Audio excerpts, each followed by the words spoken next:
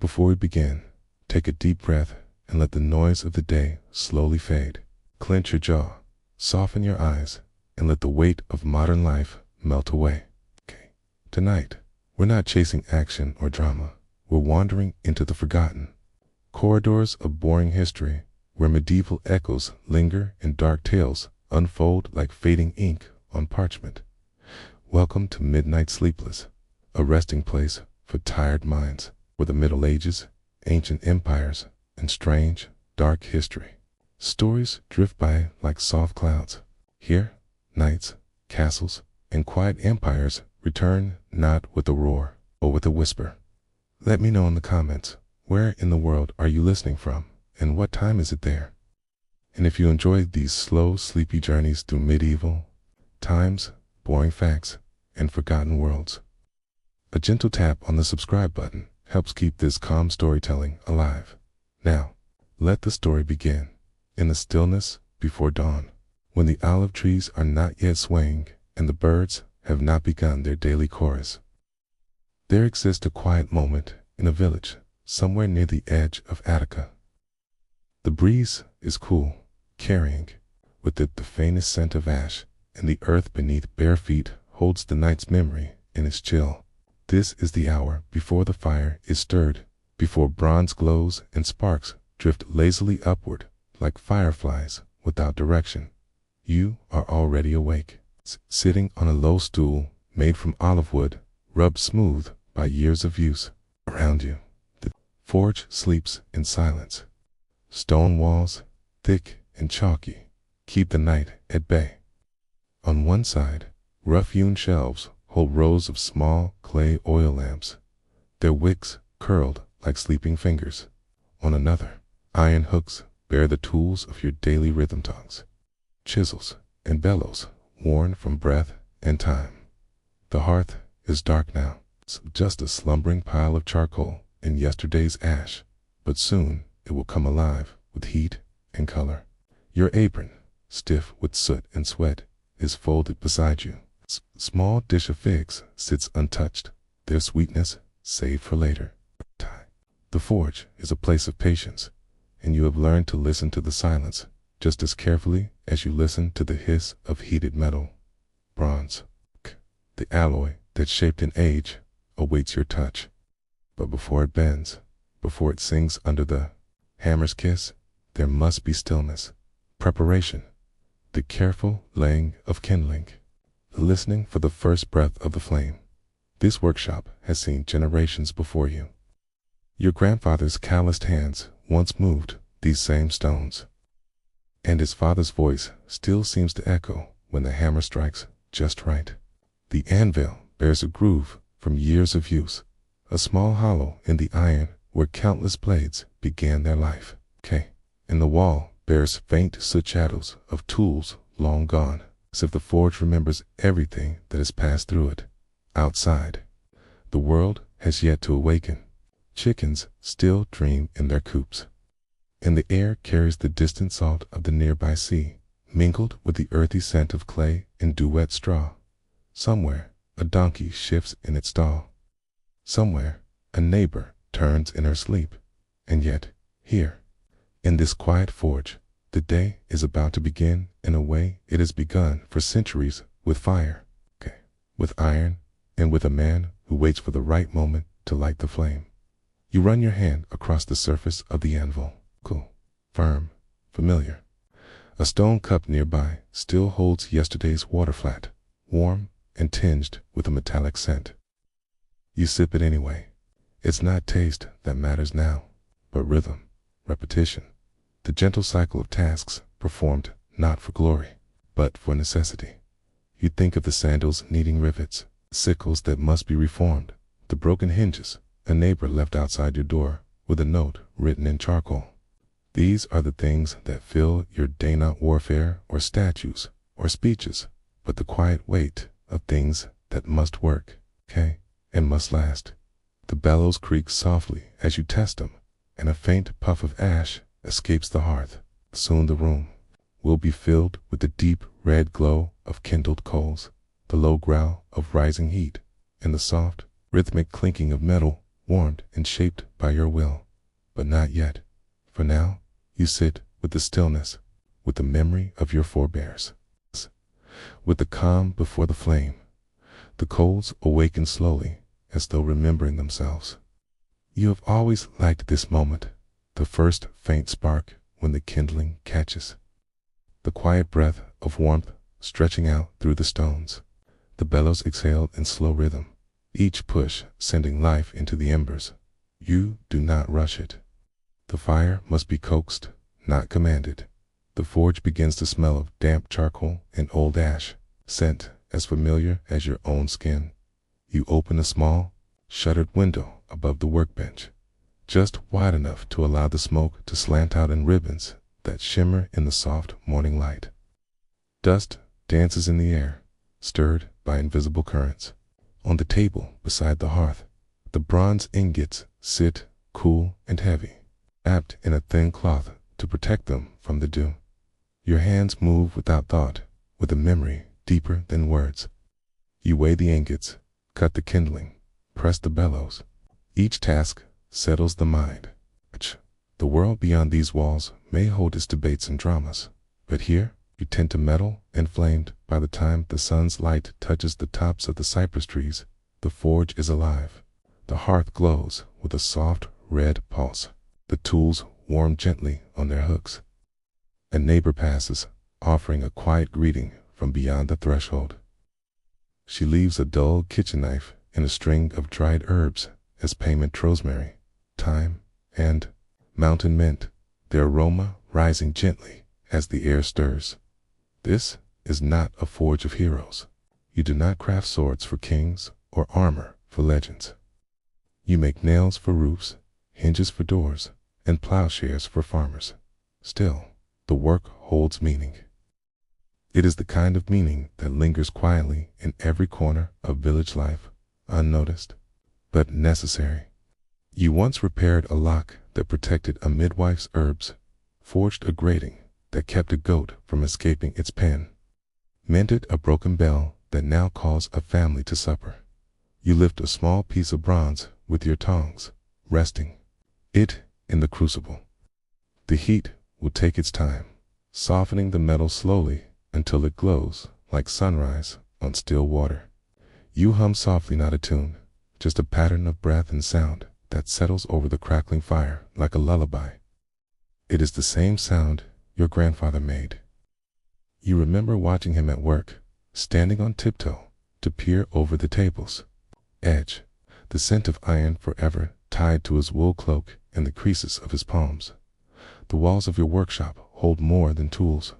They bear the scratches of past mistakes, the chalk lines of past measurements, the small hollows worn by years of leaning.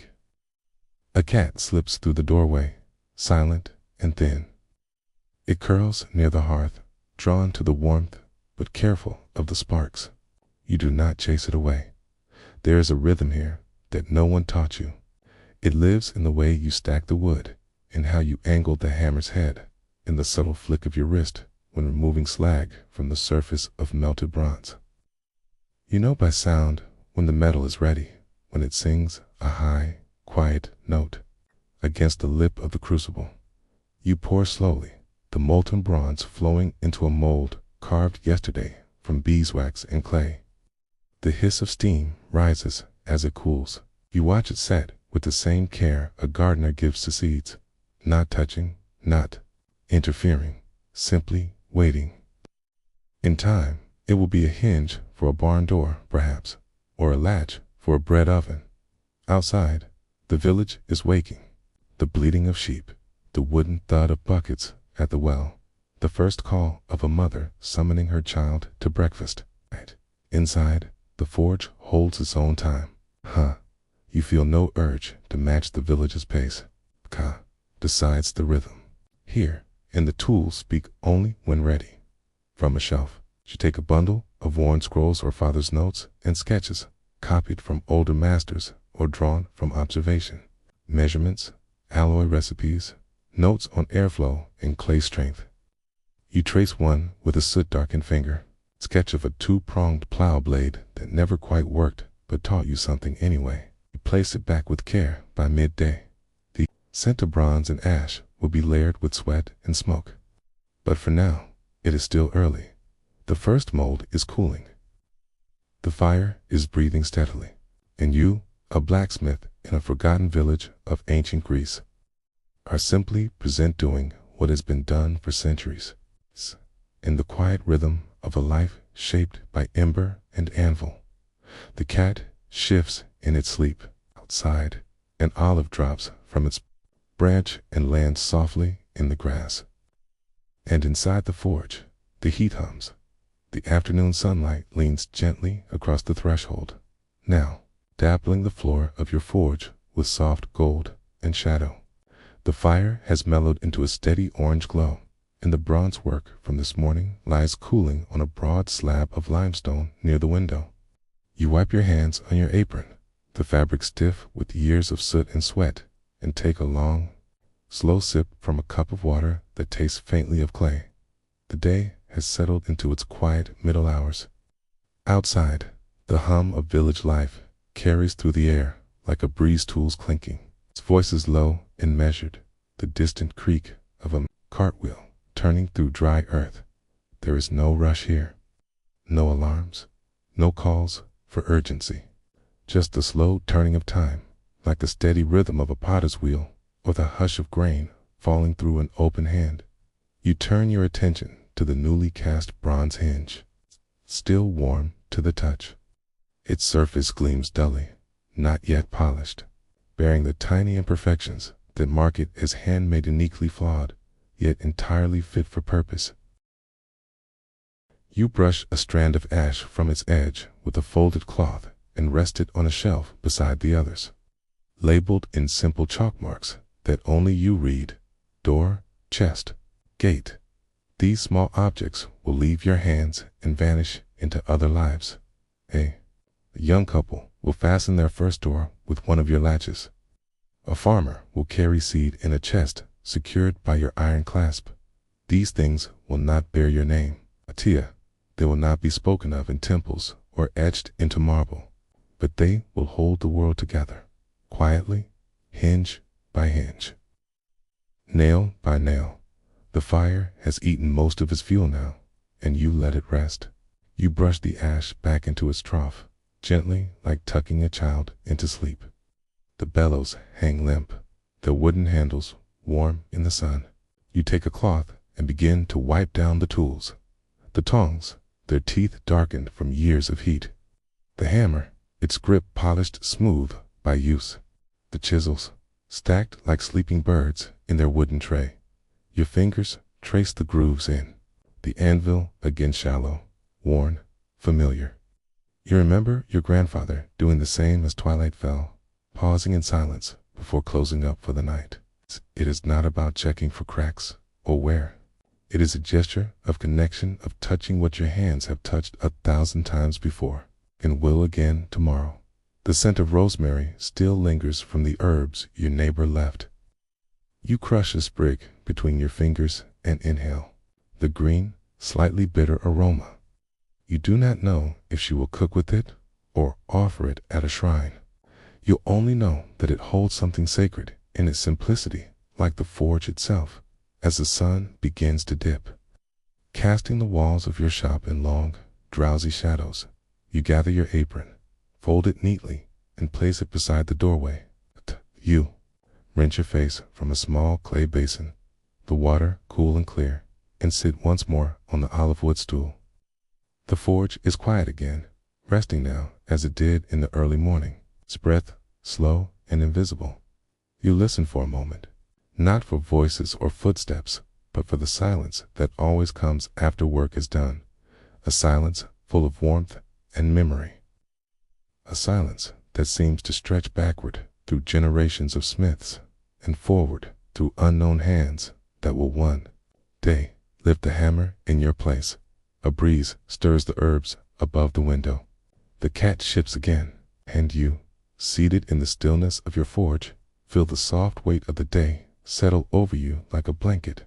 Nothing urgent remains. Only the quiet glow of bronze, the scent of warm stone, and the memory of fire still clinging to the air.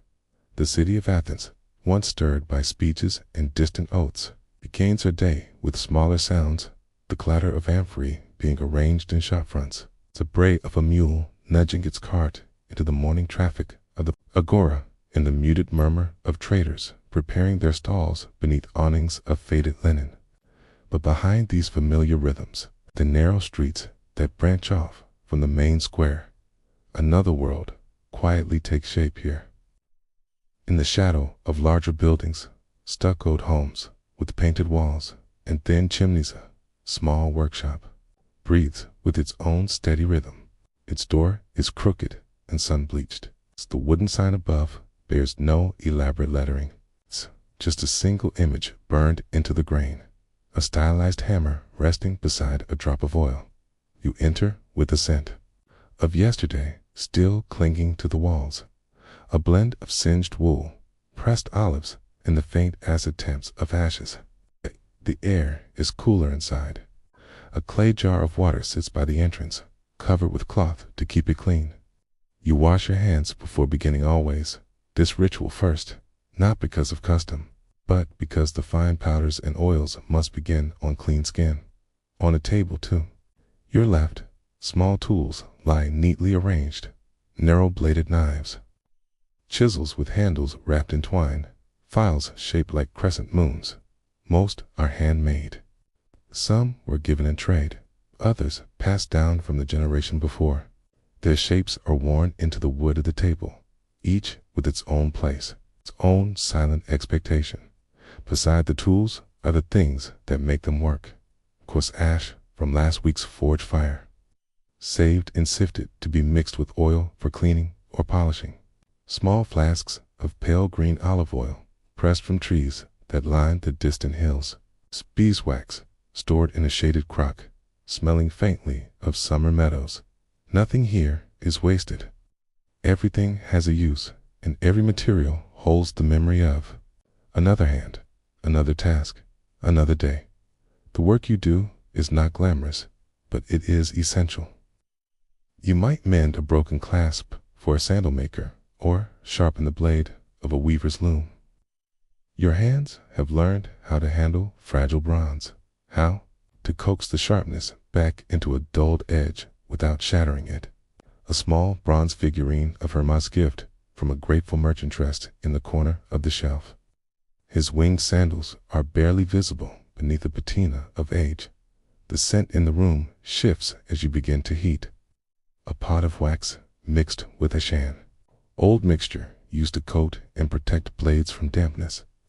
The mixture thickens slowly, the scent becoming earthier, sweeter. The oil lamps on the wall flicker quietly. They burn olive oil too, their wicks made of twisted flax soaked in brine. Even light here carries the echo of the grove outside. The city's rhythm grows louder, but it never pierces the calm of your space. The walls are thick, the shutters kept half closed. The workshop is your retreat, a cocoon built not of wealth or renown, but of daily labor and quiet skill. You inspect a worn iron hinge brought in by a neighbor earlier in the week. It came from the door of a small shrine at the edge of the city, where people leave offerings of barley and honey cakes. The hinge is old, rusted at the curve. You will not replace it. You will clean it with care, smooth its wear, and coax it back to life. In this city, even a hinge may carry quiet reverence. Near the back of the room, a shelf holds small pots of resin, ground bone, powdered clay gathered over seasons, labeled in quiet handwriting. You run your fingers across their lids as you pass, feeling their textures, smooth, gritty, waxy. Each will serve its turn. A gentle breeze stirs through the open window. The scent of pressed olives from the vendor nearby slips into the room. The scent mingles with ash and warm iron, and in this moment, you feel the harmony of it, the closeness of hand and earth, tool and task, oil and flame. You are an Athenian tradesman, not remembered in epics or etched on coins, yet your hands shape the living body of the city. You do not speak often, but your tools whisper for you.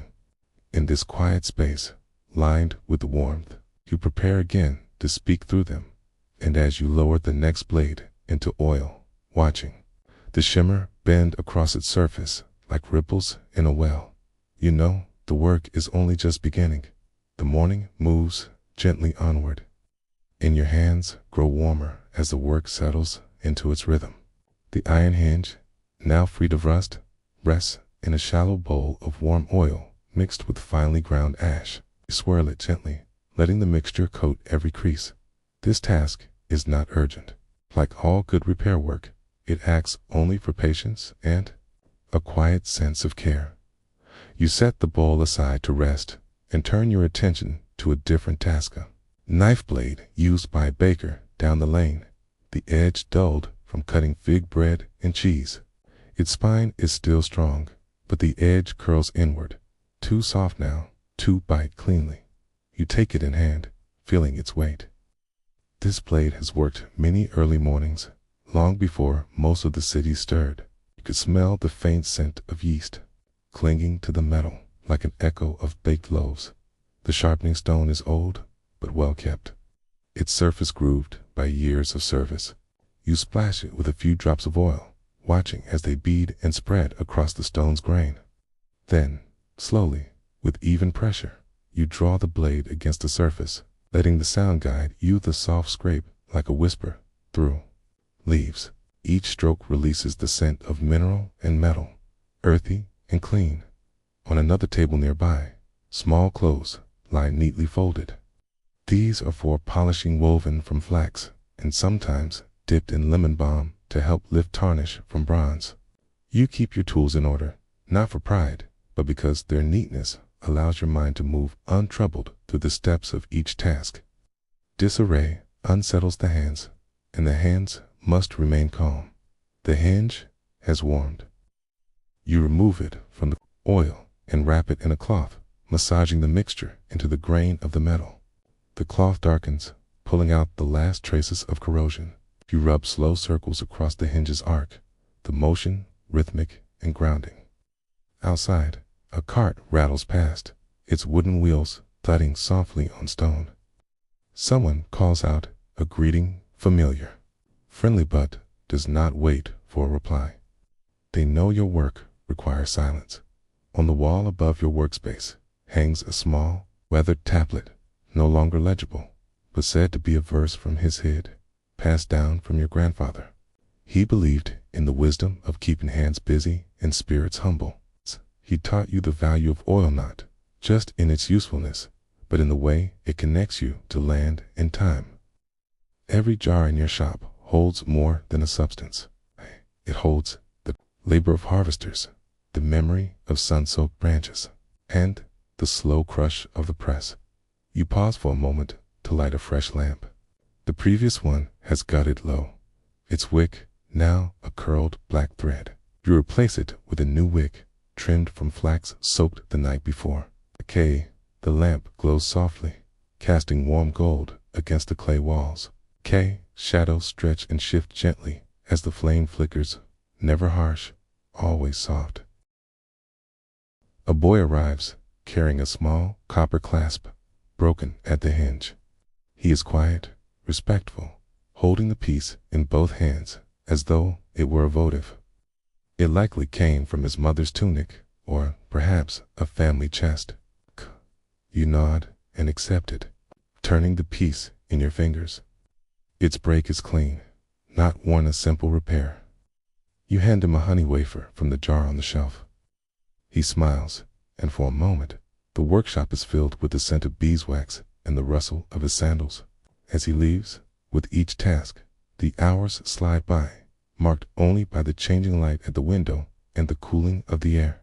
The sun no longer warms the walls directly, and a breeze carries the scent of cumin and baked barley from the food stalls.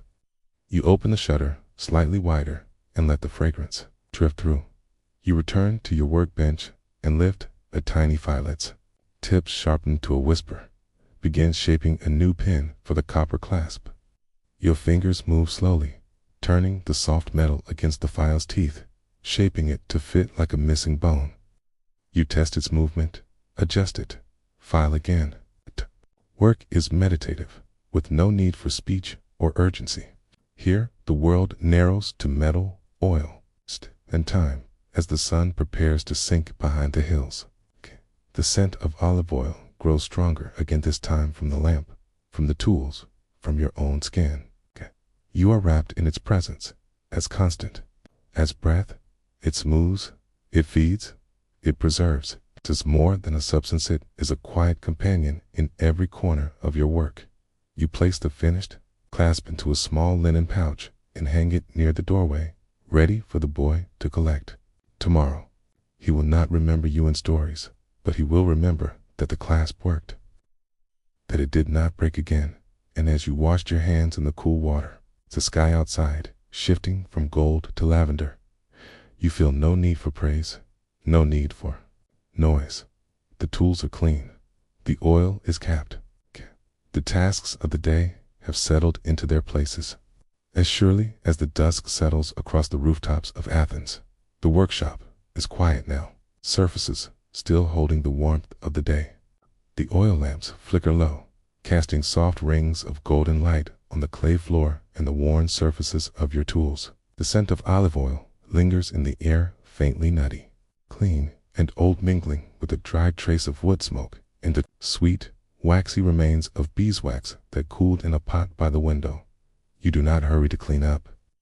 The work has already slowed, naturally, like a stream easing into still water.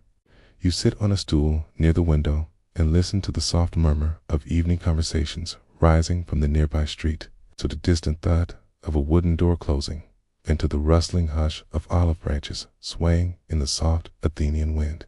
You glance at the tools lined in their place, some older than your own hands, some newly shaped, still sharp-edged.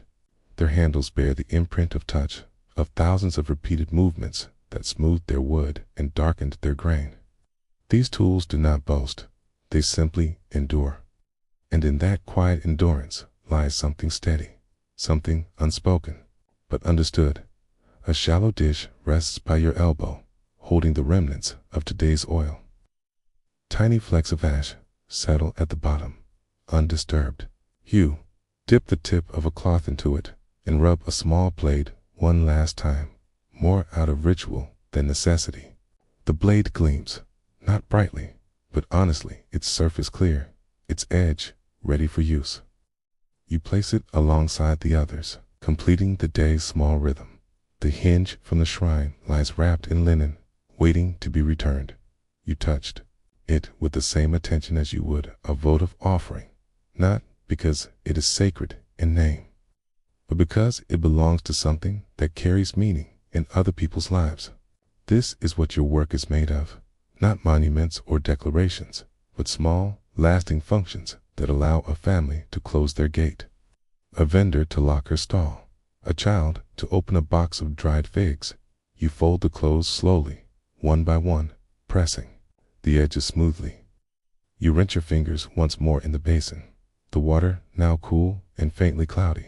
The basin is emptied carefully into the earth outside the door, where herbs grow in a narrow bedtime, lavender and a small bush of rue. Their fragrance rises as the soil drinks at the end of the day's end. You sweep the floor with quiet strokes, each bristle carrying away the soft dust of filings and ash. The cat returns, brushing against the doorframe, but not entering. It waits near the herb bed, content with your presence and the settling air. Inside the workshop, the light dims further and the lamps flicker in a final dance. You pinch the wicks, gently, one at a time, watching the smoke curl upward like thin lines drawn into the ceiling.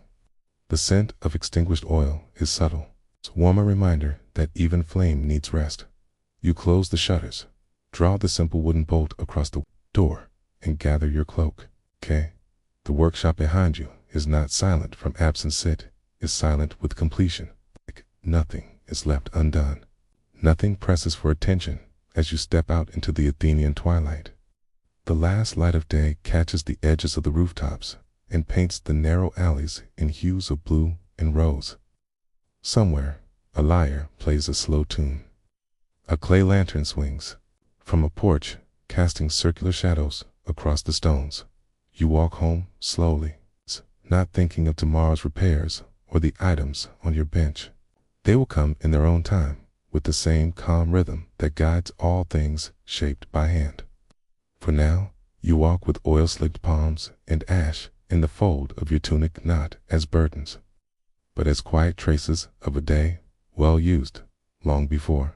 The clang of iron echoed across the battlefields of Marathon, and before the glint of polished bronze adorned the ranks of the hoplites.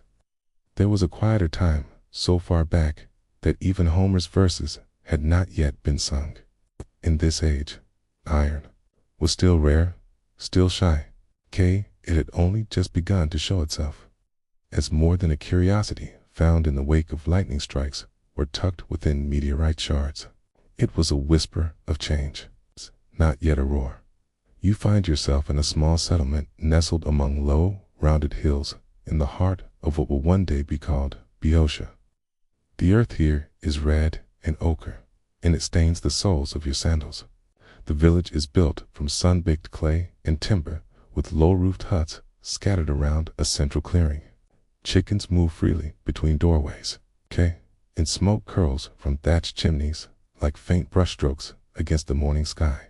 At the edge of the village, near a shallow stream that winds like a sleeping snake, stands your forge. But it is not a forge as you might know it in later centuries. There is no stone chimney or metal anvil yet, no elaborate bellows or precisely cast molds. The technology is still finding its way, still shaping itself with every experiment and every failure. You are part craftsman, part guesser, part patient, listener to fire. Your tools are few and worn. A small clay furnace, cracked at the rim and blackened with soot, squats near the back wall of your hut. Beside it lie charcoal fragments stored in woven baskets. It's a pile of river stones, some iron-bearing, others simply heavy with mystery. You cannot always tell the difference until they meet the flame. The day begins with quiet, as it always does. You step barefoot into the clearing outside your hut, where the dew still clings to the leaves of the fig trees, and the air is tinged with the rich, earthy scent of damp clay. Somewhere nearby, a dog barks once, then falls silent. The village is slow to rise, but your fire must be tended early. While the air is still cool and the sun has not yet claimed the sky, you crouch beside the furnace, feeding it with small pieces of charcoal mixed with dried chaff. The flame kindles reluctantly at first, then grows more confident, curling around the fuel in thin orange ribbons.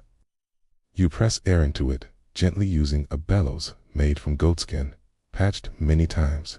It seems dark with soot. Each breath you force into the flame brings it closer to readiness. The heat building quietly, your ironstone sits on a flat clay dish, waiting. It is not the shining silver of later centuries. It is dull, mottled with red and black, a lump that promises nothing. And yet, you know, from experience and quiet study, that it may yield something remarkable if treated with patience. This is not speed work. Smelting iron from ore, at this stage of history, is tentative an art barely understood. You do not melt the metal. The furnace is not yet hot enough. Instead, you coax the iron out slowly, producing a bloomer, sponge-like mass of partially reduced metal, mixed with slag and impurities. It is not beautiful. It does not glitter. But within it lies strength, waiting to be uncovered as the furnace grows hotter. You hear the soft, uneven hiss of moisture evaporating from the clay, the occasional pop of a stone shifting, and the crackle of charcoal breaking under heat. The air grows heavy with the smell of smoke, mixed with the faint metallic tints that clings to your skin and your clothes. This scent never truly leaves you, even when you bathe in the stream dot around you. The day begins to stretch. A woman passes with a basket of barley, nodding once in greeting. 2 children chase a goat through the grass. The world is beginning to stir, but your attention remains fixed on the fire and the small mound of ore that rests within it. K, half buried in coals, like a secret being slowly unearthed. You sit, cross-legged, eyes half-lidded against a rising warmth, and let your mind drift. The fire hums. The wind moves gently through the reeds near the stream. A bee lands on your sleeve, rests, then rises again. There is no urgency here, no orders, no calendar. It's only the quiet patience of a time when iron was still uncertain.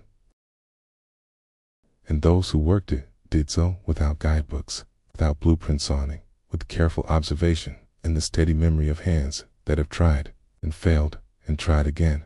The heat has now settled into its middle rhythm.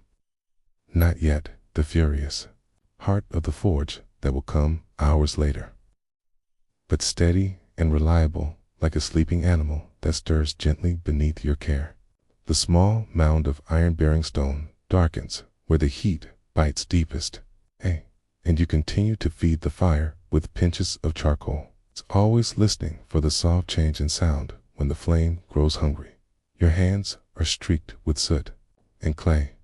A film of ash lines your forearms, and sweat clings lightly beneath the folds of your tunic. Yet nothing about this discomfort disturbs you.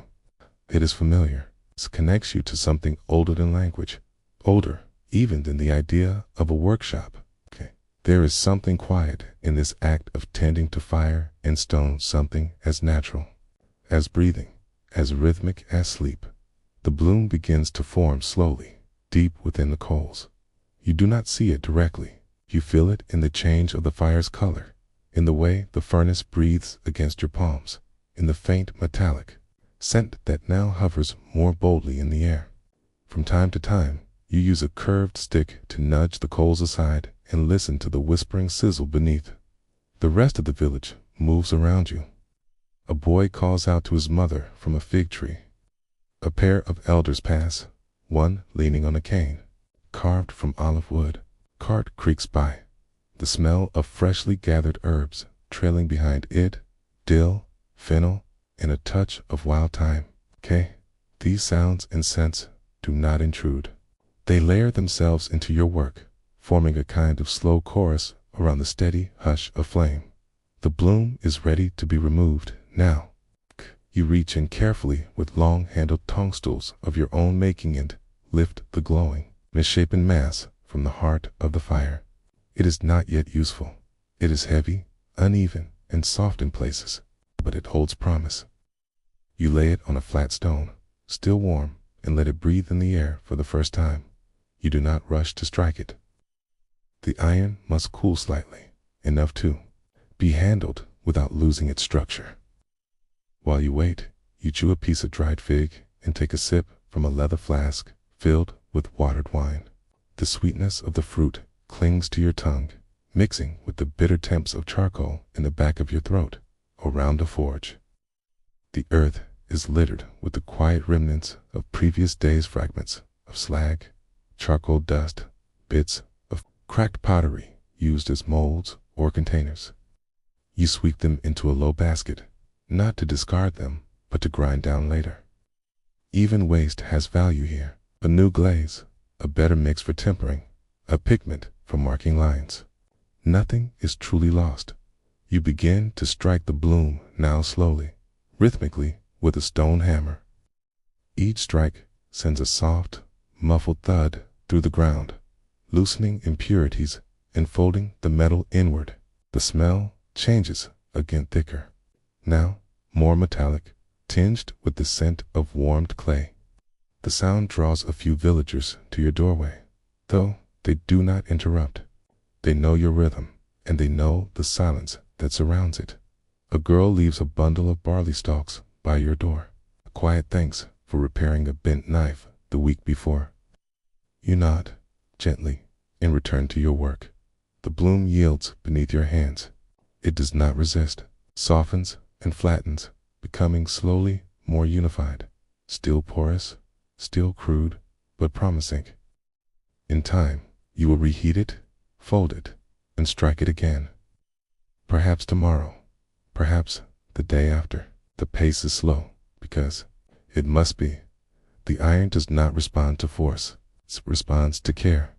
You run your fingers over the surface of the bloom, now darkening in the air. It is rough, uneven, but no longer lifeless.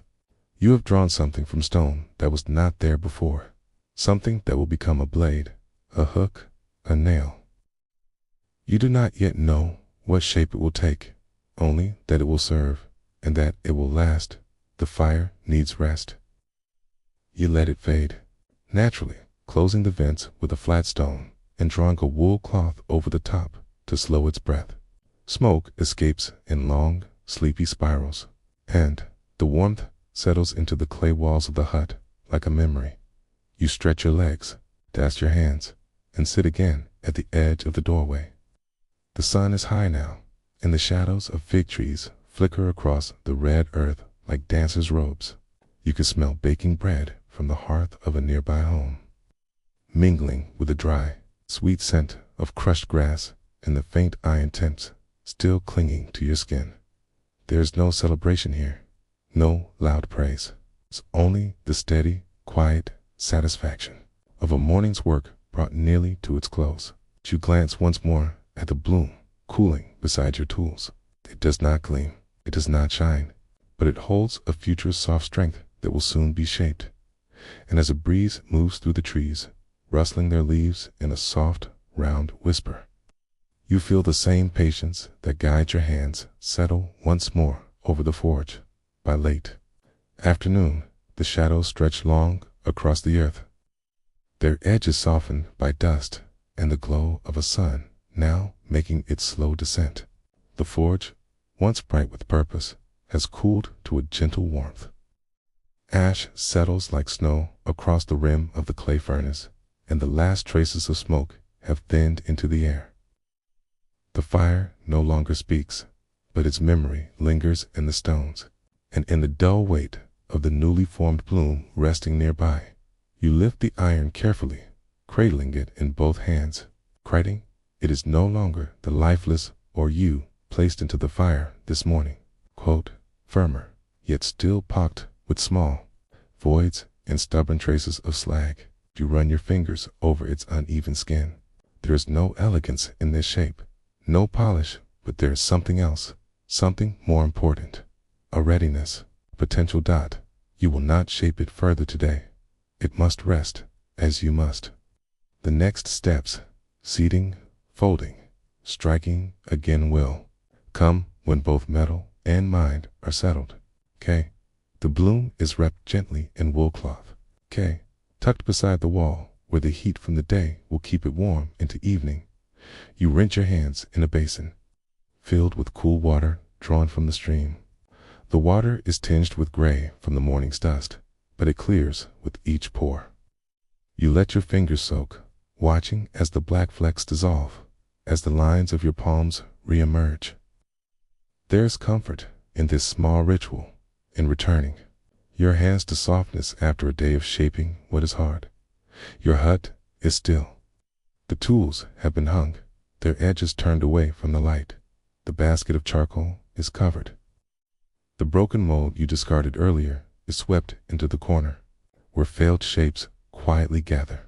You will grind it down eventually, use it in new clay, in new forms.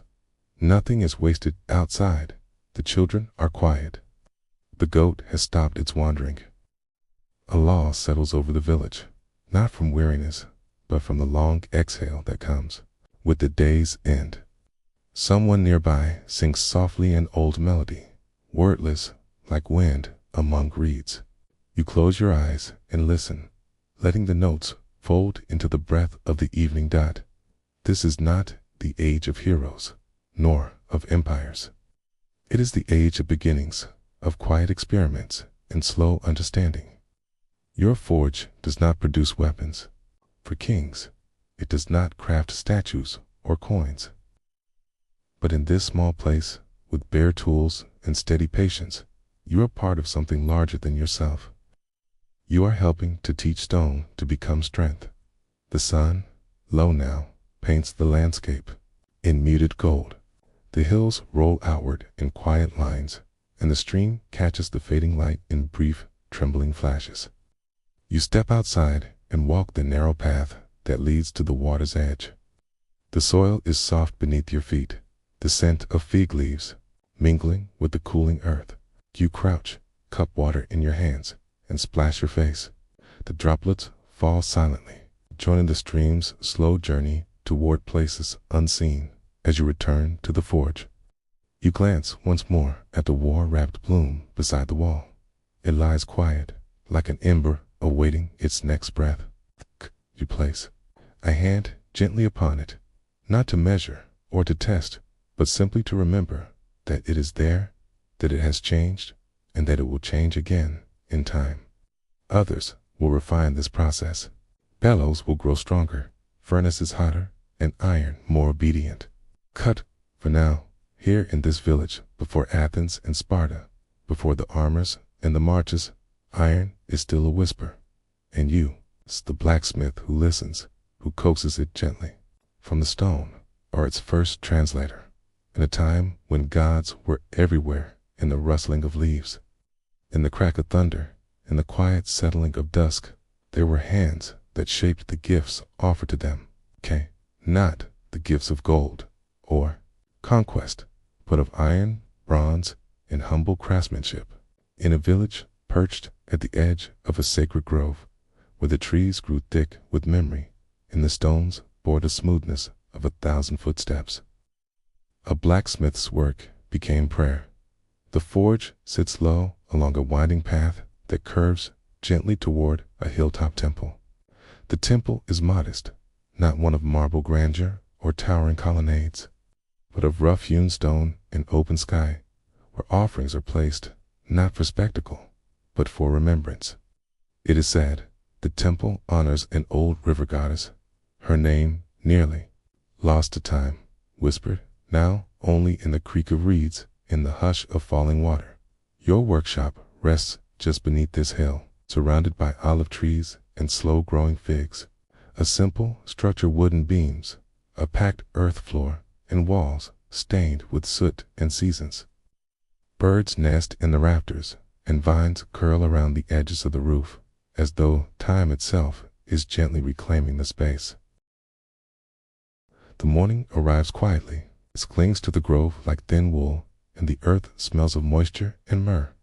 You move through the morning with careful steps, sweeping leaves from the doorway, untying the shutters, lifting the worn cloth that covers your tools.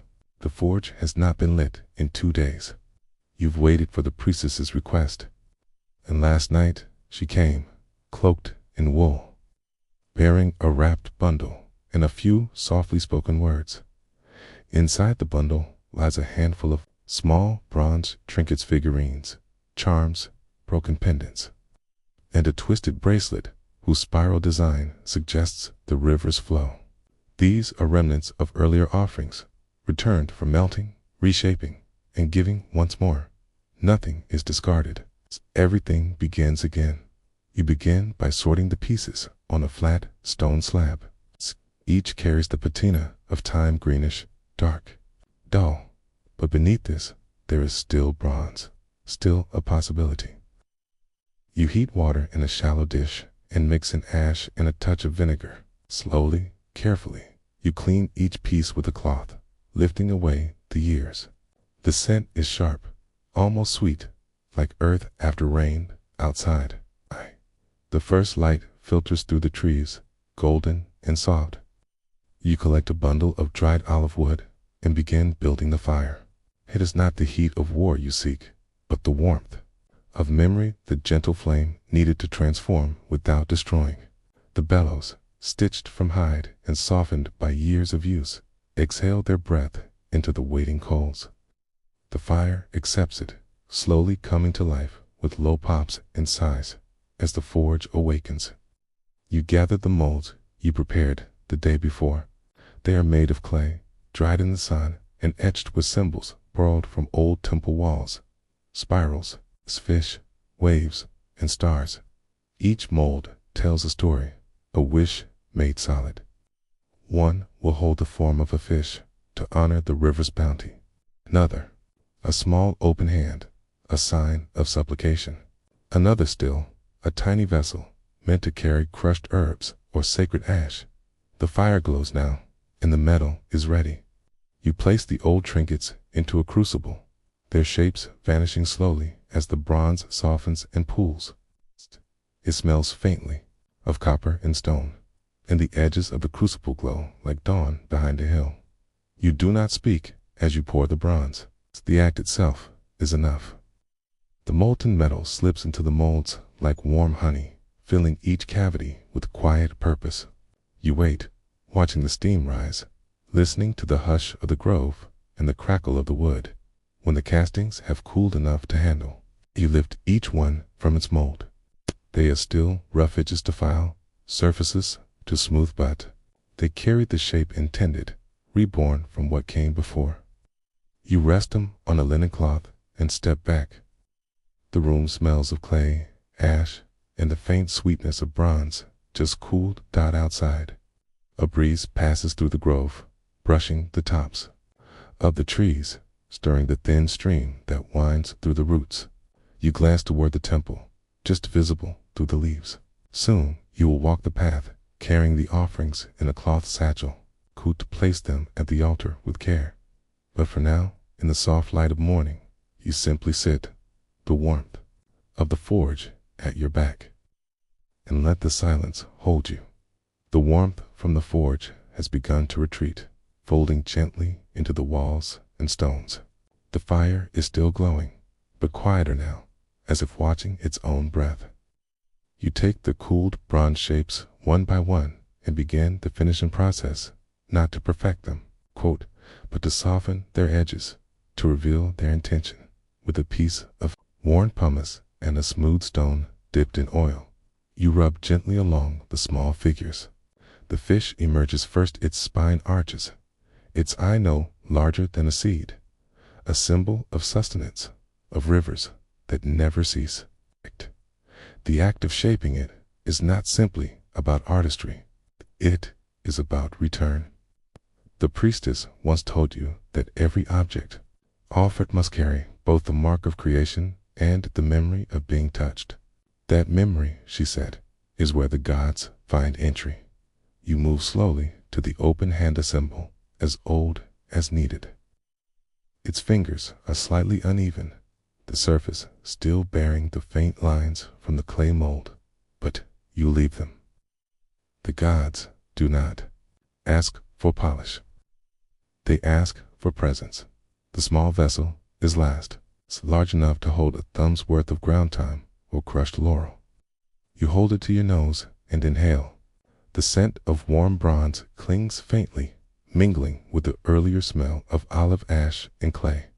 You set it aside on a folded cloth and stretch your fingers, careful not to disturb the calluses that make this work possible.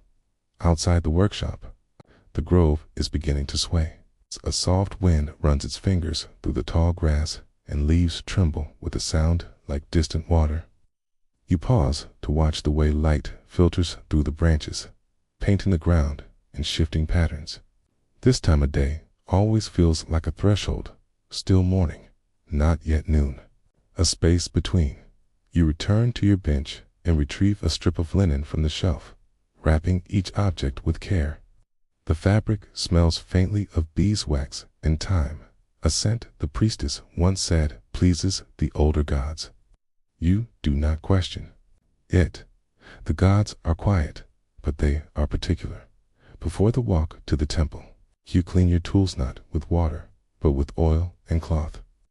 The tongs that held the crucible, the small scoop that helped settle the coals, the file worn smooth at the handle. These tools are not sacred in themselves, but the act of tending to them is. You learned this long ago, that care creates continuity, and continuity creates trust. Even the unseen gods respond to that. You close the shutters halfway, leaving the interior of the workshop bathed in soft shadow. The fire is nearly out now. Only the smallest flickers remain beneath the charcoal. You cover it with ash, not to extinguish it, but to let it sleep, with the cloth bundle secured in a satchel at your side. You begin the walk up the gentle slope toward the temple. The path is well worn, pressed into the earth by feet older than memory. Small stones mark the way, some engraved, some plain. You step quietly, careful not to disturb a beetle tracing its slow path across the dust at the edge of the grove. The scent shifts, less of forge and fire, more of earth, sap, and the soft sweetness of fig bark. You pass an old shrine built into a tree where someone has left a cracked seashell filled with crushed grain. The gods of this place are humble. They do not require grand processions. They ask only to be remembered. The temple itself emerges slowly from the trees, its stones dappled with moss and shadow. It is open to the sky, without a roof, as though the heavens themselves were part of the structure. You remove your sandals before stepping inside. The ground is cool and worn smooth by centuries of bare feet. The priestess is already there, sweeping the stones with a bundle of dried reeds. She says nothing as you approach, but nods once, gently. You place the cloth bundle on a flat stone near the altar. A small cup of oil rests beside it, and a dish of fresh thyme leaves. You unwrap each object slowly, letting her inspect them. She touches each one with reverence, not as a customer, but as a conduit. She takes the fish first, places it in a shallow niche carved into the altar's surface. Then the open hand, which she places beside a small carved foot, left there weeks ago. The vessel is last, and she fills it with the thyme, crushing the leaves gently as she does. A scent lifts into the air, dry and green, mixing with the faint salt carried in from the sea beyond the hills. You stand together for a while, saying nothing. The birds in the trees shift and call. A single bee moves between wildflowers at the temple's edge. When your part is done, you bow once, not to her, but to the space itself. She nods again, and you turn to leave, your sandals tucked beneath your arm, your steps light and slow as you descend the hill. The workshop comes into view, again quiet, sun-warmed, and waiting. The fire may rest for the day, or it may be called again by evening. Either way, the tools are ready, the clothes are clean, and the gods, though forgotten by many, have once again received what was asked. The descent from the temple is slow, deliberate. You walk with bare feet along the winding path, the cool dust clinging to your skin like a quiet blessing. Behind you, the priestess remains, her figure half shaded beneath the branches, returning the altar to its stillness. She will remain for a time, tending to the offerings in the space between the gods and the grove. Your part is done for now. The air is warmer as you return to the workshop, and the sun casts long stripes of light through the olive trees, shimmering across the packed earth in softened gold. The forge is quiet again, its breath stilled beneath a cap of ash. You step inside, the smell of bronze and wood still gently hanging in the air, unchanged by your absence. The tools lie in their places, undisturbed. You run your hand along the wooden bench, feeling the warmth left behind by the morning's work. A small bead of wax still clings to the edge of a lamp, frozen mid-drip. You leave it, it belongs to the day. There is no rush to begin again. Today's labors were not of necessity, but of offering acts, not meant for trade or use, but for memory. And so, you sit on the low stool by the doorway, resting your elbows on your knees, letting the silence settle around you like linen pulled freshly from the sun. Outside, the birds sing slower now, softer just enough to stitch the edges of silence. A dog dozes in a pool of light. From the hillside beyond the grove, you hear the murmur of the stream, its waters meandering toward the sea. You imagine the offerings, resting on the altar bronze figures, small and quiet, carrying with them the breath of fire and the touch of your hands. You have done this many times, and yet each one feels as though it might be the first. The same care, the same waiting, the same reverence, nothing about it grows dull. Perhaps that is because the gods, even the forgotten ones, ask only for sincerity, a true hand, a steady rhythm, a willingness to give without expecting. You sip from a cup of water that now tastes faintly of time. Its coolness is a gentle contrast to the heat still clinging to the stone floor. The scent mingles with the fading memory of bronze and soot, and oil dot the shadows stretch longer as the sun tilts westward. You rise slowly, folding the linen cloths and placing them back on the shelf, each one neatly aligned, their edges softened by years of folding. You dust the floor with a broom of olive twigs, sweeping the fine remnants of charcoal and clay into the hearth. These ashes will not be wasted. They will be reused, added to new mixtures, carried into new forms. Tomorrow may bring a tool to sharpen, a blade to mend, or another sacred request. You do not know, but the forge will be ready. The tools will wait quietly, and you, once more, will listen for what is asked. You close the shutters with care, letting the room darken naturally, as if night itself were entering on soft feet. You draw the door close, but do not bar it. The forge does not fear the dark. It rests in it. As you step outside, the air carries the faint, bittersweet scent of dusk, the scent of sun-warmed leaves, cooling earth, and something distant, like stone, just touched by dew. You pause beneath the fig tree and press your hand to its trunk. The bark is rough, steady, unchanged. Beneath your fingertips, you feel its quiet life moving upward, and as you begin your walk home, the forge behind you, silent, the path before you, lined with fading shadows in the last light of day. You carry nothing but the scent of bronze, the dust of old gods, and the warmth of a sacred fire now at rest. Far from the echoing stower of Athens, in the stern training yards of Sparta lies a quieter, grease-green and wide, shaped by hills that roll gently like a slumbering flock.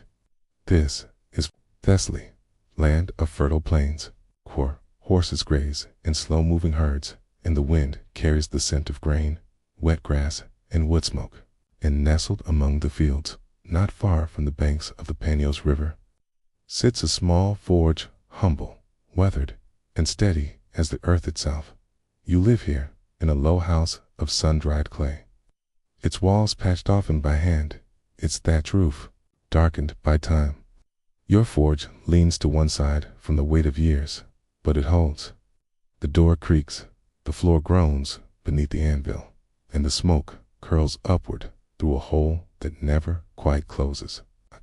Nothing about this space is elegant, yet it endures, and so do you. The morning begins not with speech, but with sound. A rooster, somewhere out near the fence, creak of a wooden wheel as a neighbor passes with a barrel strapped to a mule. The flap of geese wings overhead, and beyond it all, the constant breath of the breeze, low, soft, and unchanging. Thessaly is not a place of hurry. It unfolds in its own rhythm. You wake slowly, rubbing sleep from your eyes with soot-stained knuckles. The forge is cool. The fire rests beneath a layer of ash, waiting. You place 2 pieces of olive wood on the embers and blow. The breath is shallow at first, then firmer until the faintest glow responds. The fire wakes with reluctance, stretches, and then begins to feed. Your first task of the day is a horseshoe. Neighbor's colt lost one in the riverbed, and the hoof must not go unguarded. You know the shape of that colt's gait tit walks slightly wide on the left, a quirk inherited from its dam. The shoe must be curved accordingly, or the beast will limp within days. The iron is already cut, a slender crescent of cool, flat metal. It sits on the table beside your hammer, which bears a worn groove where your fingers have always gripped it. The anvil nearby leans slightly, but you've come to rely on its tilt. You place the shoe in the fire. The smell of old charcoal, warm iron, and olive resin fills the space. You wait, listening. The iron sings faintly as it heats not with music, but with tension, the high whine of something preparing to move. You lift it with your tongs and place it on the anvil. The first strike is light, to check the sound.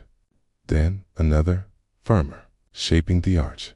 Tap, turn, tap. The hammer and iron begin their old conversation. The air inside the forge is warming now. The dust swirls. Okay. On the windowsill, a small bowl of figs from yesterday's meal draws peas that hover but do not land. The day is just beginning. You test the curve against a wooden form. Adjust, heat again. Outside, the fields sway. A boy passes with a bundle of straw on his shoulder. He does not look in, but he knows you are there. Everyone knows the rhythm of your hammer. It is how they know the day is underway.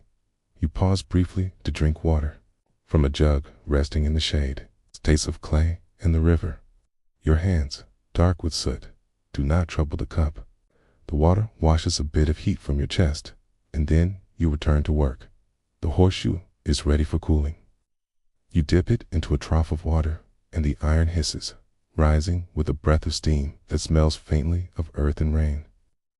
The shoe is done, strong, shaped to the colt's need, smoothed and pierced 4 nails that you will make after lunch, and still, the hammer rests in your hand, ready for the next task. The horseshoe cools in the water trough. The surface now dark and matte, holding in its shape the trace of heat and labor. You lift it with the tongs and set it on a flat stone to dry, the faint hiss giving way to silence once more. Outside, the sounds of the village stir, in swell goats calling from behind low stone walls. Grain sacks being hefted from carts. The creak of a loom beginning its daily rhythm. You pause for a moment and lean against the doorway. The breeze from the hills carries the scent of crushed mint and early clover. The field beyond your fence glimmers faintly with dew, and the wooden fence posts cast long morning shadows. Nothing in this scene calls attention to itself, and yet everything has its part, just as your hammer, your fire, and your hands have theirs. Your next task is one of repair. A sickle, broken at the base, the curve still sharp, but the shaft splintered and uneven.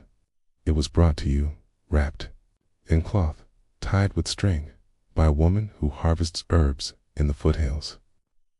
You remember her scents, smoke, thyme, and goat's milk.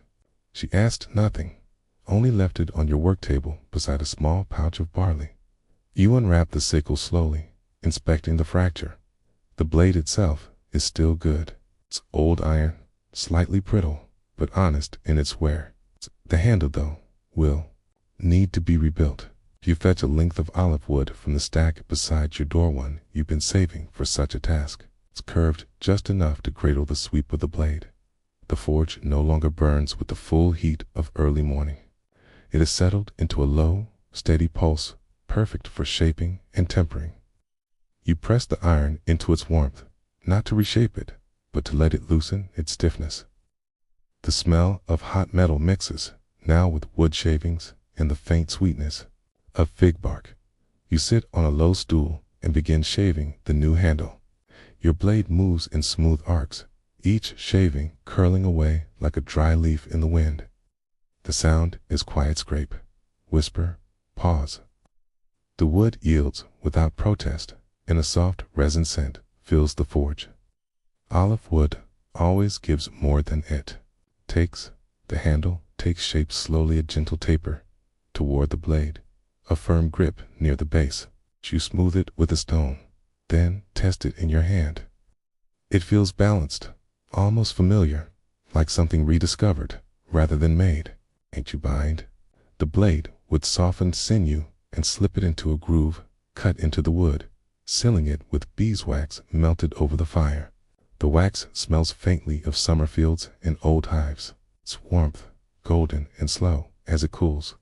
You prepare a nail for the horseshoe, a simple spiral pin, hammered, cold, and filed smooth. The iron bar gives beneath your file in soft strokes, releasing a smell of dust and old stone. You round the head carefully, not for show, but so that it will seat well beneath the hoof's curve, invisible to the eye, but never forgotten by the animal who wears it. Outside, the sun is rising higher. The light has shifted from gold to pale yellow, casting longer beams through the forge's open door. Shadows fall across the anvil, marking the passing of hours, not by bells or chimes, but by light and heat and the slowing rhythm of breath. You take a break now, sitting again on the stool, a fig in one hand, torn open to reveal its dark, honeyed center. You eat it slowly, savoring the way sweetness mixes with ash and metal on your tongue. Your work may be silent, but it leaves its flavor on everything. As you rest, the village moves around you. A cart passes, wheels groaning. A child laughs once, chasing a chicken. A reed flute plays a few uncertain notes from a nearby porch. Coo, do not join in. You are the sound beneath it, all the low hum, the constant rhythm, the quiet conversation between hammer and heat. And as you turn the sickle once more in your hand, it's now fitted, now finished, you feel a kind of stillness in the center of your chest. Not pride, not even satisfaction, just a pause, a recognition that the work is good, and that it, like the field, like the forge, will return again tomorrow. The sun now leans westward, its light slanting lower through the trees and casting long shadows across the dirt yard outside your forge. Inside, the warmth lingers in the stones and the wooden beams, though the fire has begun to rest. Its glow, once bright and hungry, now simmers quietly beneath a soft cover of ash. You wipe your hands on a cloth, the fabric darkened by soot and oil from a dozen days of work. The sickle, now cooled and polished, lies on the table, wrapped once more in its simple cloth. You set it carefully into a small wooden box lined with straw, placing beside it the spiral-headed nail for the colt's shoe. 2 tasks finished. 2 pieces of life returned to motion. There is no ceremony to your work. No grand signatures or emblems pressed into steel, but in every object you send back into the world, there is a trace of your rhythm, the echo of your hammer, the memory of your fire, the shape of your thought. A bend here, a bevel there, the curve adjusted for a specific hand or a specific hoof. These details carry your voice, even if it's never spoken aloud. You walk to the doorway and stretch. The breeze carries a breath of hay and baked earth. The sky above is pale and wide, streaked now with the first hints of evening. A bird calls from a fig tree, its note high and uncertain, as though questioning whether the day has ended or simply turned a page. From the path beyond your fence, the woman who brought the sickle appears. She approaches without hurry, her pace even, her face shaded by a cloth pulled loosely around her hair. You hand her the box, nodding once. She opens it briefly, checks the fit with a practiced eye, and offers a quiet, knowing smile. No words are exchanged. She leaves behind a pouch of dried apricots and a few eggs, set gently on the stone by your doorway. After she departs, you do not rush to tidy your space. Instead, you return inside and sweep, slowly collecting the iron filings, the ash, the scraps of twine, and spent charcoal. Everything in its place. The tools are hung, the tongs wiped down with oil, the water trough emptied and filled fresh again. The rhythm of the forge extends beyond the work. It lives in the way you end the day. It's the way you prepare for the next dot. You step once more into the yard and sit on a worn bench beneath the fig tree. Its leaves rustle faintly, and the bark beneath. Your hand feels cool. You pull one of the apricots from the pouch and take a slow bite. The fruit is soft and tangy, and its sweetness spreads gently across your tongue. In the distance, the horses in the pasture shift, their silhouettes dark against a golden horizon. The quiet deepens, but it does not feel empty, It is the fullness of another kind of calm, born not of idleness, but of effort completed, of tools returned to their hooks, of fire allowed to sleep. You watch as the light drains gently from the fields, turning the world a softer color. The forge behind you breathes no smoke now, but its warmth still radiates in your chest. You do not count the pieces made or the hours spent. You mark time by the creak of the anvil, the hiss of the trough, the weight of a finished tool resting in your palm. These are your hours. This is your day. And as night descends over Thessaly, cool and slow, you rise at last, close the door behind you, and let the silence of the forge settle into the dark like a blanket. The city of Corinth wakes with the slow grace of a cat stretching in the morning sun. The stone streets begin to echo with sandals and voices. Market vendors arrange fruit and cloth with a rhythm practiced over years. Distant temple bells ring not for worship alone, but to mark the rising of another working day. And in a narrow alley just off the central square, you stir in the quiet darkness of your forge. You are a freed man. Now, years ago, you bore another name and answered with another voice. But today, and every day since your manumission, your forge bears your mark. Not carved in marble or inked onto scrolls, but pressed gently into the handles of tools, into the curve of hinges, into the shape of ladles and locks. Quiet marks. Working marks. Your shop is modest, just wide enough to fit a forge, a bench, and 2 shelves stacked with scrap iron and clay molds. A curtain, of course, linen, hangs in place of a door, swaying softly in the morning breeze. Your cat sits in the corner, half in shadow, still warm from sleep. You rise without ceremony, bare feet meeting the cool floor, fingertips still tinged with yesterday's ashdot. The forge is sleeping, its breath hidden beneath a blanket of pale gray. You tend to it, slowly uncovering the coals, laying in dry twigs, whispering air through the bellows. Smoke rises first, then flame, and soon the small hearth glows with that particular orange that lives between day and night, between rest and work. You wash your hands in a basin near the doorway, the water cold and slightly metallic. Beside it sits a bowl of olives, a heel of bread, and a fig. You eat slowly, chewing in rhythm with the quiet crackle of the growing fire. Today's list is scratched onto a fragment of wax tablet.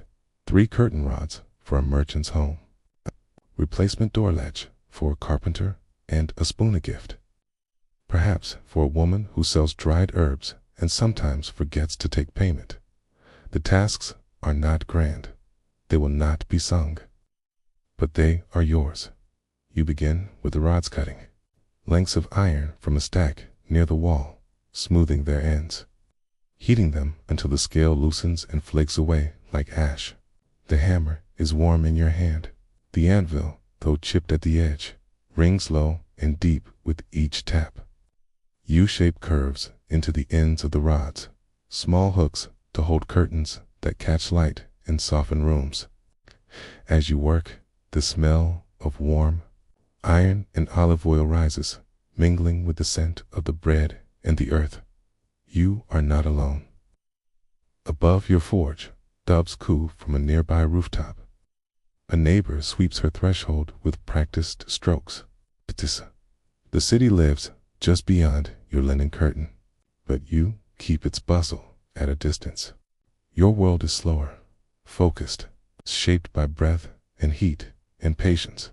By the time the rods are finished, the light has fully entered the alley. Step outside briefly to deliver them, wrapped in linen and carried under your arm.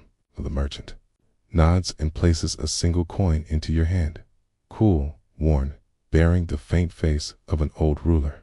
You say little. Words are not always needed. Back at your forge, the spoon awaits.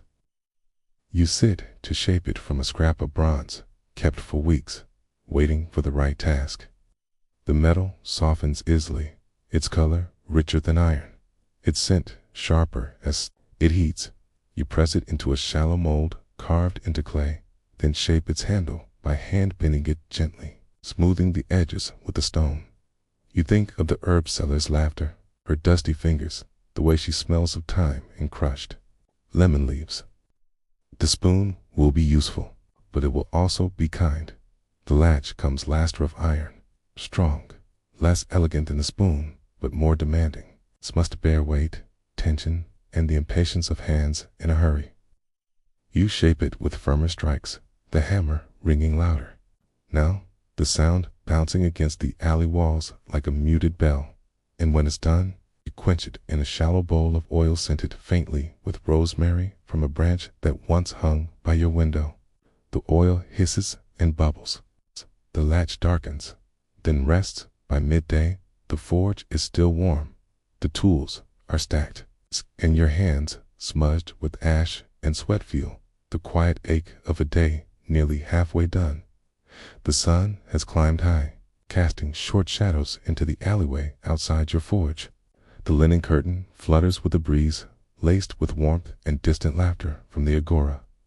Somewhere nearby, someone is roasting chickpeas sharp, nutty, and sweet with spice.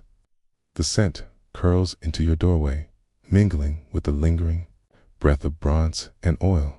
You sit on the low stool beside the hearth, your knees lightly dusted with ash. In your lap rests the finished spoon. You turn it slowly in your hand. Its bowl is shallow and even. The handle, though simple, carries a slight twist and echo of a river reed's curve. Not decorative, just enough to fit the hand more gently. You brush a finger along its edge, checking for burrs, and then buff the surface with soft leather until it gleams with a warm, muted light. You wrap the spoon in a square of linen, dyed faintly with walnut husks. The cloth smells faintly of earth and dye familiar, kind. You set it aside for later. To deliver when the market begins to soften and sellers begin packing their herbs into woven baskets down. The latch, you unfold a worn parchment sketcha, tracing made by the carpenter's apprentice of the broken piece. The drawing is crude, but clear. You lay it beside the new iron latch, comparing curve, pin depth, and plate length. A final pass of the file refines the edge. You rub olive oil into the metal nut, just for sheen, but to prevent rust, to let it live longer once it is nailed into wood and weather. The latch's pan, made from repurposed rod stock, is set firmly and spins with just enough give. You press and release it slowly, hearing the faintest click, like a pebble dropped in a well. It works, quietly, reliably. You place it in a shallow basket beside the spoon and step outside. The sunlight strikes your face with a soft heat, and the city greets you not with words, but with the familiar cadence of life. A boy chases his shadow between shop stalls. A woman with a jar of milk calls to a neighbor. Goat tugs at its rope near a vendor of sandals. Your feet carry you first to the carpenter shop, where the scent of fresh-cut pine and laurelwood rises in soft waves. The apprentice takes the latch and nods, offering a wedge of bread and half a pomegranate in return. You share a few bites in silence, seated on an overturned crate. A swallow circles overhead. You return to your forge slowly, basket now lighter by one task. Spoon remains, wrapped and waiting. Inside. The fire has calmed, its coals blackened and sweet-smelling. You do not stoke it again. The rest of the day's tasks can wait. Instead, you tidy.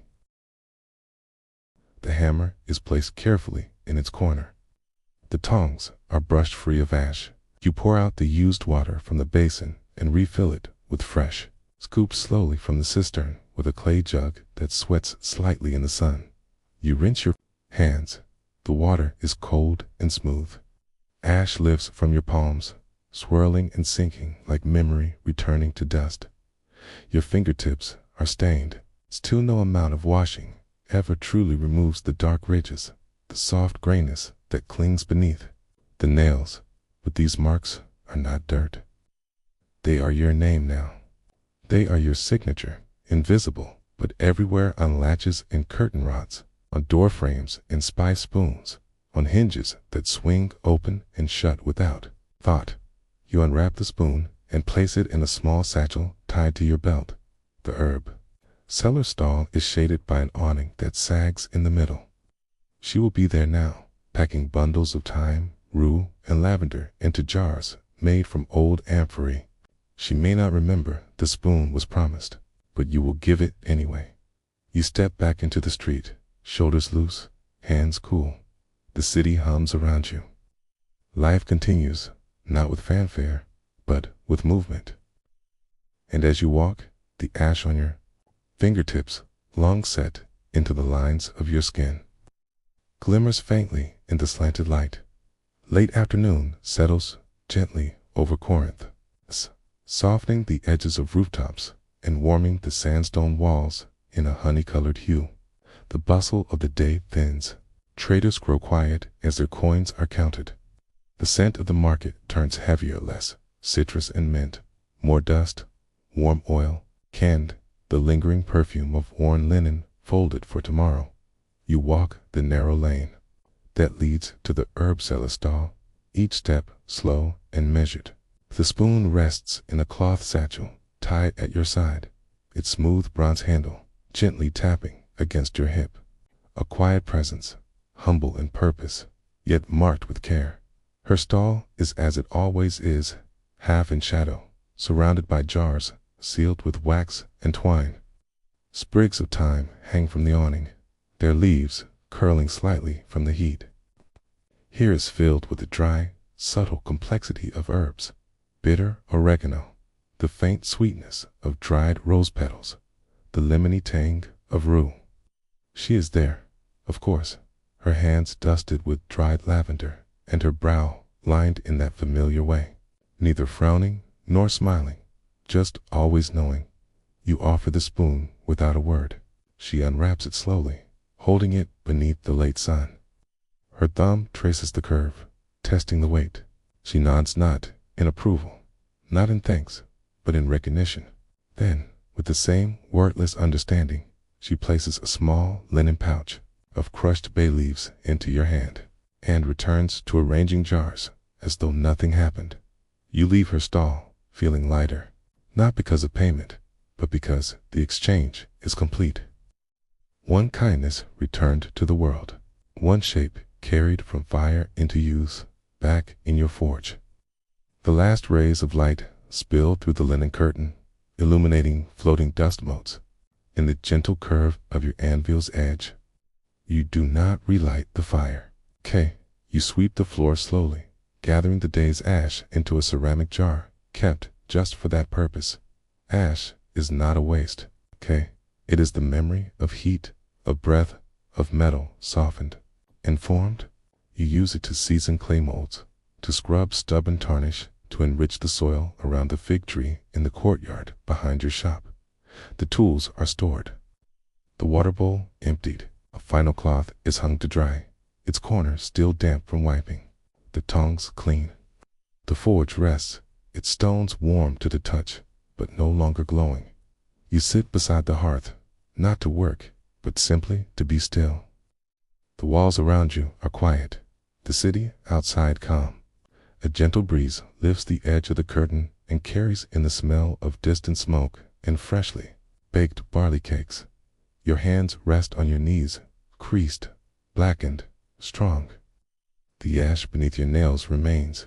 You do not scrub it away. It is proof of something steady, something earned not through wealth or title, but through repeated motion, through heat and silence, through objects that serve without asking to be seen. As dusk thickens, you light a small lamp, just one. Its flame flickers gently, casting a soft circle of gold upon the wall. You watch it for a while, the way it moves, the way it settles, till even its dancing grows slow. The work is done, and tomorrow, before the city stirs and before the hammer rings again, you will begin anew with ash on your fingertips and the quiet rhythm of fire shaping another day. The world of bronze. Age crease is one of muted glimmers beneath the sunlit skies. It is a time when the shine of bronze is not just decoration, but a sign of life itself, of tools shaped with purpose, of blades and axes worn smooth by countless hands, and of daily tasks made possible through steady craftsmanship. In the small villages that dot the rocky coasts and fertile plains, the hum of life is underpinned by the soft clink of metal, the scrape of a file, the hiss of molten bronze flowing into molds. You awaken in the modest home walls of mud brick, softened by the scent of dried herbs hung in bunches from low beams. The morning air is cool, tinged with salt from the nearby sea, and the floor beneath your feet feels rough but familiar. Outside, the chatter of neighbors preparing for the day mingles with the distant call of seabirds and the slow ripple of waves against shore. Your forge is a simple, sunken pit lined with stones, surrounded by scattered tools and molds carefully shaped from clay and stone. Bronze ingots rest nearby, heavy and dull under the morning light, waiting for fire to reveal their inner glow. Today's work will not make legend or gold, but it will feed a civilization. A sickle to harvest barley, a chisel to carve wood, a knife to prepare food, all essential in the slow turning of seasons, in the quiet rhythms of survival and community. The fire awakens slowly, coaxed by breath and kindling. The scent of smoke curls through the air, mingling with the salt and earth, and the forge begins its steady pulse. Your hands move with gentle certainty, arranging pieces, testing heat, lifting tools worn smooth with use. The village stirs beyond your walls. Women sweep stone steps. Children chase each other near the well. And the faint clank of hammer on metal weaves through the morning like a soft song. This is not a song of battle or conquest, but a lullaby of labor and care. As you lay a bronze blade into the fire, you feel the weight of generations behind you, the countless hands who shape tools not for glory but for daily needs. The glow of molten bronze spills warmth into the cool air, reflecting in your eyes like distant stars. You breathe deeply, the scent of heated metal and earth grounding you. Today, as every day, your work will be quiet but vital, thread in the fabric of a civilization still learning its shape. The fire pulses steadily now, casting soft, flickering light on the earthen walls of your forge. The molten bronze shimmers, thick and slow, as you carefully pour it into a shallow clay mold, shaped like a small sickle blade. The metal cools rapidly, singing softly as steam rises and mingles with the faint scent of burning wood and warmed earth. Your hands, steady and soot-streaked, move next to prepare a wooden handle, carved the day before from a sturdy olive branch. Its surface is rough but yielding, scented faintly of sap and sun-warmed bark. You smooth it gently with a piece of worn sandstone, feeling the grain beneath your fingers. The handle will fit the blade perfectly, a small tool designed for the delicate task of harvesting ripened barley in the fields just beyond the village. Outside, the village hums softly with life. A woman calls to her child, the sound light and warm as it drifts through open windows. The scent of fresh bread, baked with barley flour, floats faintly on the breeze. Nearby, a goat shifts its weight on rocky ground, the scrape of hooves muffled by thick grasses. The world is alive, but in this moment, stillness holds the forge and its keeper together. You press the bronze blade gently into the wood, binding it with strips of leather soaked in olive oil to prevent cracking. The leather smells earthy, sharp with the hint of resin, and your fingers feel the texture deeply as you wrap the bindings, tying knots that will hold firm but allow for a little give. The finished sickle lies across your workbench, humble tool yet vital to the village's survival. Its weight is familiar, comforting in its balance of promise that the work of hands and earth will continue. You pause, hailing the mingled scents of bronze, olive oil, and warm clay. You listen to the soft murmur of the village, the distant call of a shepherd, the chatter of women weaving, the faint scrape of a cart moving along stone streets. This is your world, shaped not by grand events or royal decree, but by the quiet resilience of daily labor. Each tool carries a story not written in words, but felt in the touch, in the rhythm of hammer and fire, in the weight of bronze warmed beneath your fingers as the afternoon sun begins its slow descent behind the hills. The forge cools and the day's work comes to rest. The sickle, now assembled and resting on a woven mat, carries the quiet strength of countless hands who have shaped earth and harvested before you. You run your fingers along its smooth wooden handle, feeling the slight ridges and curves that fit naturally into a farmer's grasp. The scent of warm bronze lingers in the air, mingling with the dry earth and faint traces of olive oil used to soften the bindings. Outside, the village has settled into a gentle calm. Children's laughter fades in the distance, doors close softly, and the occasional call of a night bird carries on the cooling breeze. You begin the familiar task of cleaning your tools, wiping soot from the bellows, oiling the hammer's wooden handle, arranging tongs and chisels neatly on their shelf.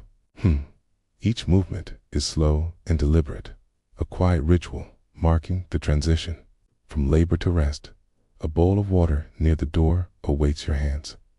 You wash them carefully, the coolness soothing the heat and dust accumulated through the day. The water darkens with ash and metal dust, but your skin feels refreshed beneath the grime that will return with tomorrow's dawn. You step outside, letting the evening air fill your lungs. The sky fades from soft blue to gentle lavender, stars beginning to blink faintly above. A breeze rustles through olive branches, carrying the subtle aroma of crushed leaves and distant herbs. The village lies quiet now, held in the soft embrace of night. Your forge, once bright and busy, sleeps beneath a thin layer of ash and the memories of flame.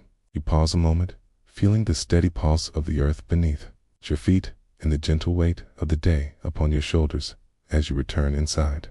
Closing the door softly behind you, you carry with you the quiet knowledge that your work, though unseen by many, is part of something enduring, a small but essential thread woven into the fabric of life.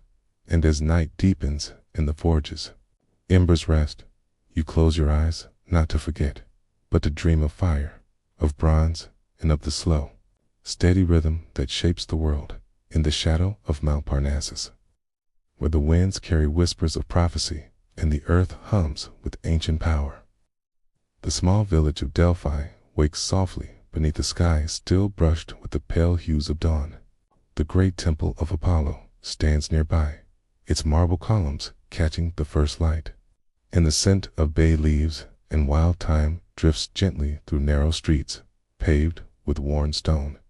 Here, 'neath the watchful eyes of gods and mortals alike, a blacksmith begins his day not with thunderous strikes or blazing fires, but with quiet reverence. His forge is modest, tucked between homes whose walls bear the marks of time and devotion.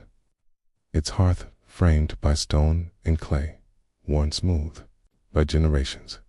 The morning air is cool, filled with a faint scent of damp earth and burning wood. You step lightly across the courtyard, your feet dusted with the ashes of yesterday's fire. The forge lies dormant, its coals cold beneath a thin veil of white ash. You uncover it gently, adding fresh kindling twigs from the sacred olive. Groves, dry and fragrant hand, coax the embers back to life with steady breaths from worn bellows around you. The village stirs slowly. Women carry baskets of woven herbs. Children chase each other along the winding paths. And the distant sound of a lyre weaves through the air, soft and uncertain. The gods seem near, their presence felt in the weight of the stones, in the quiet folding of light across the hills. Your tasks for the day are simple but significant. A bronze tripod must be repaired for a ritual offering, a small iron clasp reshaped for a temple chest, Tate, and a delicate votive figure crafted Unwind offering, of thanks to the god whose oracle has guided so many. Each piece carries its own quiet prayer, woven not in words but in metal and flame. The tripod's legs, though sturdy, bear the scars of past rituals. The clasp must be strong enough to protect sacred scrolls. The votive figure, small human form, smooth and unadorned, will stand for another year in the temple, a silent witness to devotion and hope. You place a small dish of figs and olives near the hearth, tokens left by a grateful worshiper, and begin to heat the bronze ingots. The fire comes alive slowly, breathing warmth and light into the cool morning. The scent of burning olive wood blends with the mineral temps of metal as the forge's heart begins to pulse once more. Outside, the first beams of sunlight catch the temple's marble, sending shimmering patterns dancing across the village walls. In this moment, between earth and sky, between flame and stone, your work becomes part of a larger rhythm, one that's endured through centuries of faith and quiet craftsmanship. You lift your hammer, feeling its familiar weight, and prepare to begin. The forge's glow deepens steadily, filling the small space with gentle warmth and the soft crackle of burning olive wood. You breathe in the mingled scents of soot, resin, and warmed bronze, letting them settle deep into your lungs. The steady pulse of the fire matches the rhythm of your hands as you reach for the bronze ingots. Lifting them carefully into the crucible, the metal melts slowly, a glowing pool of molten gold red that shifts and ripples with the fire's breath. Your eyes follow the dance of light as you prepare the clay molds shaped from river clay and etched delicately with symbols of the Pythia's visions. Flowing lines representing the sacred river Castalia, spirals evoking the swirling smoke of incense, and simple leaf motifs recalling the laurel wreaths given to those who seek Apollo's wisdom. You pour the molten bronze carefully into the molds. The metal flows like liquid sunlight, filling every crevice with quiet purpose. Steam rises softly, carrying with it the faint fragrance of crushed bay leaves placed nearby as an offering, a scent that lingers in the forge's air like a whispered prayer. While the castings cool, you attend to the tripod's worn legs. Using files and small hammers, you smooth and reshape the iron braces, feeling the texture of each strike echo through your bones. The weight of the tools in your hands is familiar and comforting. The steady work, a meditation that holds you in the present moment. The clasp for the temple chest is next. Its surface is rough, pitted with age, but your fingers trace the worn grooves with care. You soften the iron in the forge and then gently hammer it back into form, listening to the subtle changes in its shape and tone. It is not an easy task, but one that requires patience and respect. Outside, the sounds of Delphi drift through the open window, the low murmur of pilgrims, the clatter of wooden wheels, the soft flutter of banners hanging from nearby homes. The sun climbs higher, warming the stones and setting the bay leaves trembling in the breeze. Your thoughts turn briefly to the votive figure, still cool and rough in its clay mold. It is simple, unadorned, yet holds a quiet dignity. You will smooth its surface and attach a small bronze stand, readying it to take its place among the other offerings that fill the temple's alcoves and niches. The forge is a place of transformation, not only of metal, but of intention. Every hammer strike, every heated touch, carries an unspoken prayer, a silent hope that these tools and figures will serve their purpose well. Not for glory or fame, but for connection between mortal and divine, past and present. The air grows warmer, the scent of resin and olive oil thickening as you continue your work. You pause briefly to sip water from a clay cup. The coolness, a gentle contrast to the forge's heat. The moisture mingles with the faint metallic taste still lingering on your tongue. Outside, the procession begins near the temple steps, a slow, measured gathering of robed figures carrying offerings and wreaths. Their footsteps fall soft on the stone, their voices low and rhythmic. You watch quietly for a moment, feeling the weight of centuries resting in this small village beneath the mountain. The bronze begins to cool, its surface solidifying into form. The tripod's legs bear the marks of your care. The clasp moves smoothly, and the votive figure waits patiently to be finished. Each piece is part of a larger story of faith, craft, and the quiet prayers carried on the breath of smoke rising from the forge. As the sun dips low behind Mount Parnassus, the village of Delphi softens into twilight. The golden light spills gently across the stone paths and temple steps, casting long, tender shadows that seem to hold the weight of centuries. Inside your forge, the fire's glow fades to a warm ember, its breath slow and steady beneath a thin blanket of ash. You lay the finished votive figure carefully upon a worn cloth, its smooth, bronze surface catching the last light with a muted shimmer. Nearby, the repaired tripod stands firm, ready to hold sacred offerings once again. The clasp fits securely on its temple chest, a silent guardian of secrets and prayers. The air carries the faint scent of bay leaves and burning olive wood, mingling with the earthiness of warmed clay and cooled metal. You breathe it in deeply, feeling a calm settle over you, quiet gratitude for the simple continuity of your craft, for the trust placed in your hands by gods and mortals alike. Outside, the temple bells toll softly, calling the faithful to evening rites. The villagers move with reverence, their footsteps gentle on the stone, their voices hushed and prayerful. You listen, feeling the echo of these moments fold back into the walls of your forge. The work you have done today is humble and unseen by most, yet it is a thread woven into the vast tapestry of faith and daily life. Each piece, shaped and repaired, carries a story beyond its formal story of connection, devotion, and quiet resilience. As night deepens, you tend the last embers one final time, covering them gently. The forge is at rest, but its spirit endures in the warmth held in stone, in the memory of flame, and in the steady hands that will return to it with dawn. You close the door softly behind you, stepping into the cool night air, scented with herbs and stars. And so ends this chapter of slow, gentle journey through the hands that shape history, the fires that warm it, and the quiet lives that hold it all together. Thank you for joining this peaceful exploration. Your rest be deep, your dreams.com, and your spirit soothed.